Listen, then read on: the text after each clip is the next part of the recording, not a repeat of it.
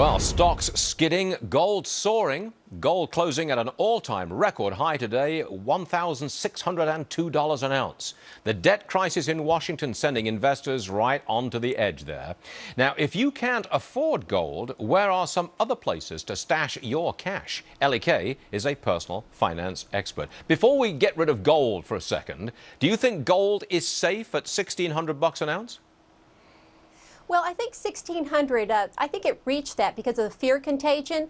I do think that it's probably going to adjust down a little bit, down to 1,550. So if you're going to buy gold, and I do think that's a good investment, you may want to wait just a little bit, see if it adjusts down, and then when it hits 1,550, pick it up. 1,550 is a buy. Okay. Tell me some other places that I can find true safety in these troubled times. Well, you know, safe investments are kind of the oxymoron of the financial world, so we're going to do our best. That's true. I can issue that disclaimer. And I think that one of the very best places to go is just to the Dow Jones stock market, especially the S&P stocks.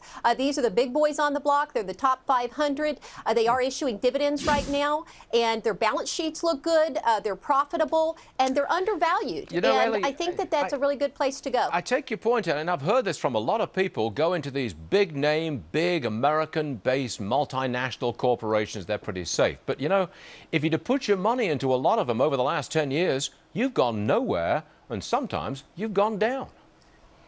Well, of course, you know, there's always that element of risk. And yet, when you look at these companies right now, they have already adjusted for some of the things that are in the marketplace right now.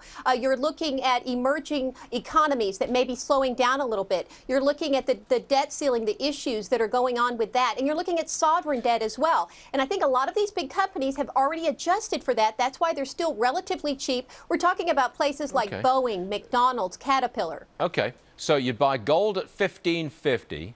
You'd buy some of the big-name multinational corporation stocks.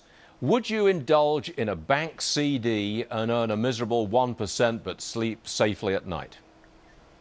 Well, I mean, if you're that conservative and you don't really care about making money, then you can do that. But if you're looking at a retirement, there are other options that you're going to want to look at before that. I mean, that's akin to putting it in a mattress. And so I really wouldn't do that at this point. Yeah, but it's always there, isn't it? You know, that's a lot of people want to know that. All right, Ellie Kay, we thank you very much for joining us. We do appreciate it. Thank you, ma'am. Well, thanks. Great being with you today.